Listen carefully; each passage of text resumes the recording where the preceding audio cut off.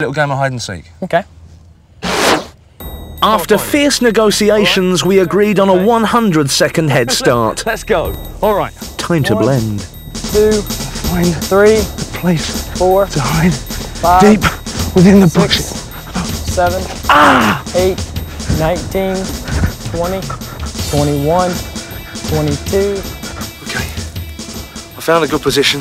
There's a lot of cover between me and John, so I'm gonna jump down there.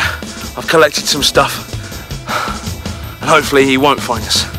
So here goes. 35. Got my compact. 41.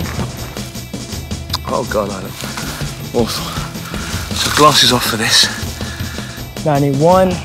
92.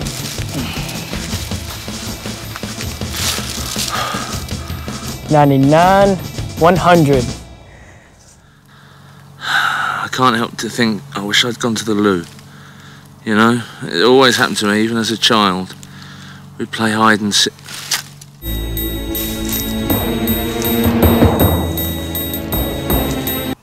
Well, his footsteps were here, then they drifted off, and now they've gone all together. So, I think with everything I've learned, I've beaten John. I did it. Oh no. I blew it. Time for yours truly to beg for mercy. Let's see what I should have done. Cover your skin to blend in with your surroundings. This man didn't. Make any shiny bits unshiny. Change your outline, the human shape is obvious. And that's how to camouflage yourself. If you're ever seeked, you'll know how to hide. I'll see you next time. But I'm not sure you'll be seeing me.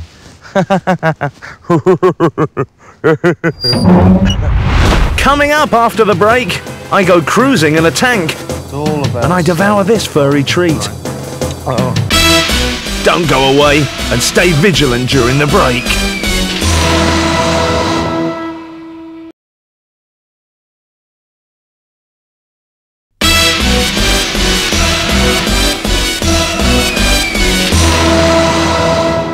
Put me on the road and I am in my element.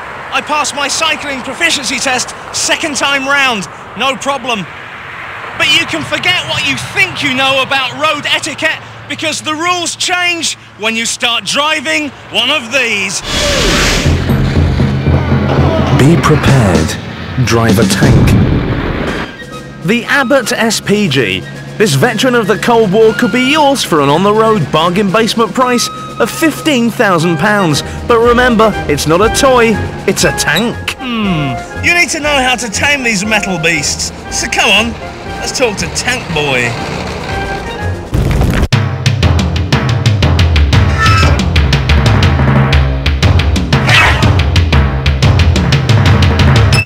What in the name of sweet Winnie Mandela is this? It's an Abbott self-propelled gun. A Right. beautiful piece of kit. It is, isn't it? And this is yours? Yes. Now, you can take this on the street, I've heard. Yeah, road legal, tax exempt, MOT exempt, just about everything exempt. Do you ever shop with it? I have done, but not often. Right, you'd probably hang your shopping around the front there. Yeah, Now, you're going to show me some tank road safety today, aren't you? easily. All right, so let's get out there, let's get on the road. Rattle let's some have a tracks. bit of tank. Let's rattle some tracks. All right, mate. So with just Nick's HGV licence, a small flashy light and a couple of L plates, we were street legal and ready to mash up some road at 4 miles per gallon. All right, Nick Driver, now let's imagine for a moment that we're trundling into the beautiful village of Brackley. You know, I could just call in an airstrike and get the whole thing level, but I don't want to, you know. After the war, I'd like to come and live here. I'd like to take the place over. I like it a lot. I want to know how to get this massive metal elephant around the town without flattening, killing or maiming. Does it have a steering wheel? A tiller? No, great big old levers. Right for right, left for left. They turn from the middle. Right. A bit like carrying a plank. I see. So when you carry a plank, you're moving from the middle, yeah? With Nick driving his 17-ton plank at 30 mile an hour, with just 2 small sticks between us and a bunch of squash villagers, there was one thing I just had to know. Talk me through an emergency stop procedure. Basically, you pull both your levers on at once and take your foot off the power. The tank will pull to unless you give her one lever or the other or pull it back straight again. Or you could just crush a car, right? What about parking? I mean, it's very big. I see you do have wing mirrors, but there must be a problem parking something like this. No, just make sure everyone can see you and you've got someone helping you park up. So basically it's a two-man job. Now, I mean, have you ever actually crushed or nearly crushed anything? So, I mean, you could easily crush a car to pieces, couldn't you? Only deliberately. Okay. Like Nick, I was starting to get a feel for invading small Northamptonshire towns, and I liked it. Morning! Afternoon, ladies! The old ladies love it. It reminds them of a time when Vera Lynn was #1. Nick, thanks very much.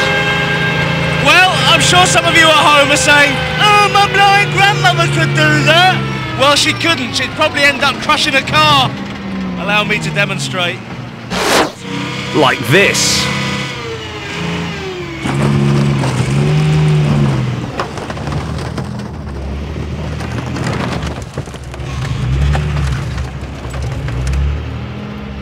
Well, there you have it, one crushed car. And why? Because I wasn't paying attention when I was driving my tank. I don't want you to crush cars. So listen up to these words of advice. Use levers. There ain't no steering wheel in a tank. Steer from the centre, like a man with a plank.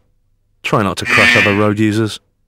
Well, there you have it, tanks. It's basically like a horse with a big gun on its head. Do you want some water? Hey? Or petrol? Do you want a bit of that? Riots. It's when lots of people get the hump all at the same time. Here's how to quell them. First, find your riot. Look for a large group of people. If they are throwing things at you, especially lumps of concrete, bollards or other available objects, chances are you're in a riot. When trying to control a riot, make sure you're wearing the proper clothing. A helmet and sturdy boots will offer some protection, but be careful not to wear anything that may inflame the situation and attract the wrath of the unruly mob. Ideally, try to be taller than the rioters. This will impress them. A horse is best, as it allows plenty of available truncheon room. Tonk. Try to identify the ringleaders. These are people who are best at riots and tell the others what to do. Try asking them politely to stop. Could have worked. Persuade them to disperse with the following countermeasures. Water cannon,